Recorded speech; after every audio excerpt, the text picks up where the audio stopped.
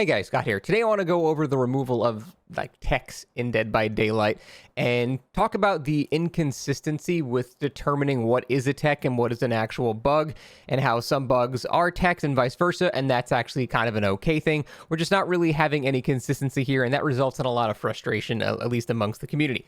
Now, I'm talking about this now because it happens usually every patch in some regard, but they are having a specific example involving Wesker and Ghoul coming with the whole Trickster changes. So with the Ghoul changes, the whole Revolt tech, which I'll get into in a minute, is kind of being removed. And then Wesker is having a lot of unnecessary fixes to his movement that basically whenever he flies off a cliff now, instead of what he would used to do is continue the momentum, now he just stops as if he's hitting an invisible wall every time, which sucks. And it removes a lot of very silly things you can do with Wesker.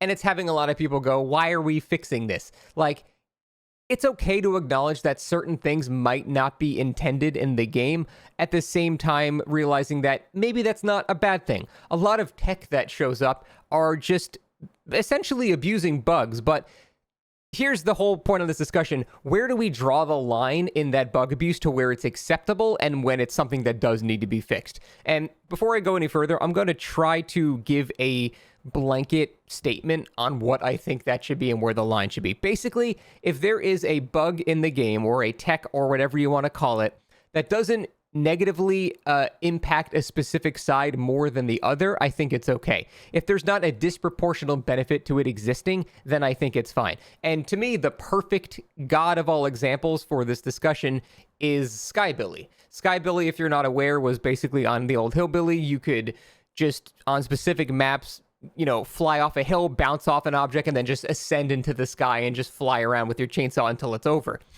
And it wasn't particularly strong or anything like that. I would say 90% of the time you tried some Skybilly shit, it didn't result in anything useful happening for the killer. There was the rare 1 in 10 times where you'd land on top of a pallet, so the survivor couldn't really outplay you because you were on top of the pallet. And it was you would look down at the puny mortal and be like, where's your god now? And it was hilarious. But the funniest part is, even in the rare scenarios where the Skybilly thing would actually be beneficial for killer, it wasn't even annoying. I would go against streamers trying Skybilly shit, failing most of the time, because again, it doesn't work most of the time. But then the time I succeed and land on top of a pallet and I kill them that way, they're just laughing. They're not even having a bad time. They don't feel like they've been robbed. They were just holy shit, he really just did that.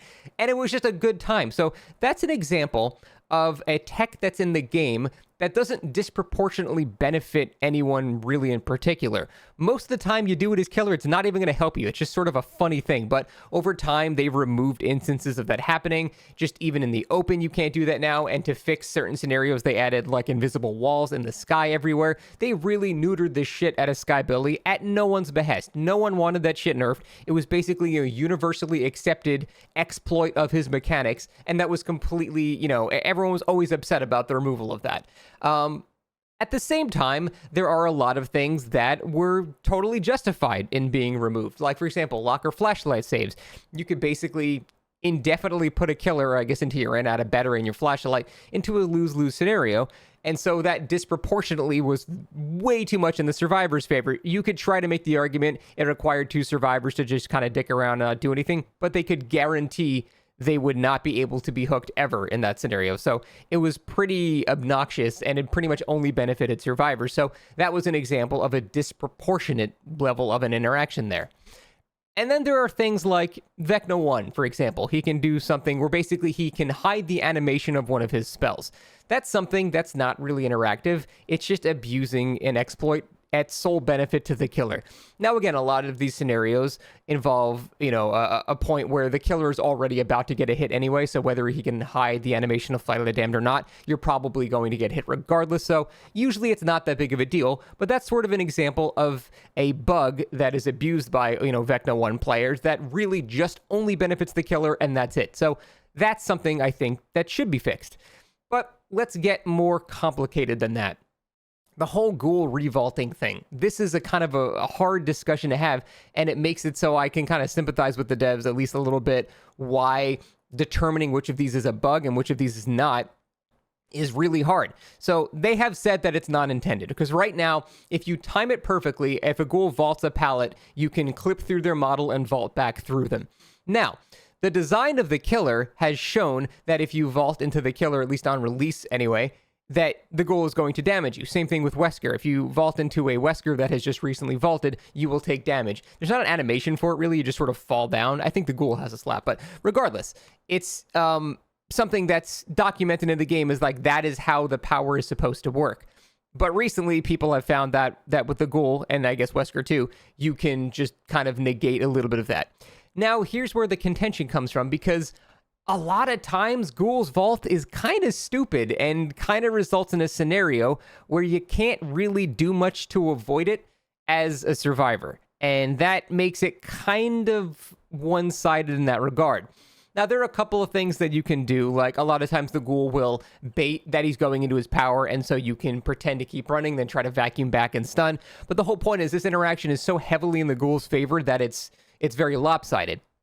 At the same time, if a survivor is perfect and knows the revault timing, there's no danger for the survivor anymore. Now it's too safe on the survivor side. So there's actually a skill component involved in this, where if one of the players has perfect knowledge of when to do something, it completely neuters the other player's technique that they're doing. So there basically ends up being a skill cap to countering a tech, and that adds a whole level of complexity that I don't even really know how to decide how do you discuss that stuff. It's basically like hug teching with Blight, where if you had a level of knowledge, you could kind of understand, or hug teching even like with Wesker, you could understand how to counter it. You understand they're going to be sliding along a structure, so you could take the loop a bit wide and they'll slide along it and not actually hit you.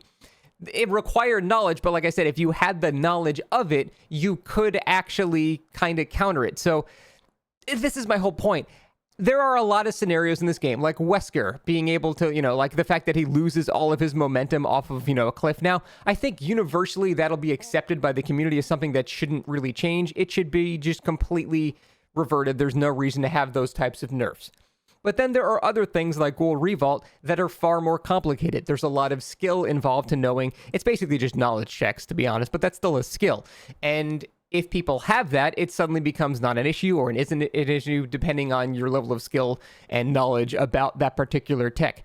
But I think there's also the casual argument, which is pretty strong, that you shouldn't be expected to understand how to exploit certain things over and over again in order to not be completely shit on by a killer. So there's a line somewhere there, and I guess that's the whole point of this discussion, and I think it's an interesting talking point that you guys in the comments can discuss. Where is the line you should draw in the sand of what is an acceptable tech that should stay in the game, and what is something that requires too much knowledge or just solely benefits one side far too much? Where do we draw the line and make it easier on the devs to decide when or not to actually nerf or fix these techs? That's the whole point of discussion. That's it. Thanks for next time. Holy shit, what am I saying? Bye.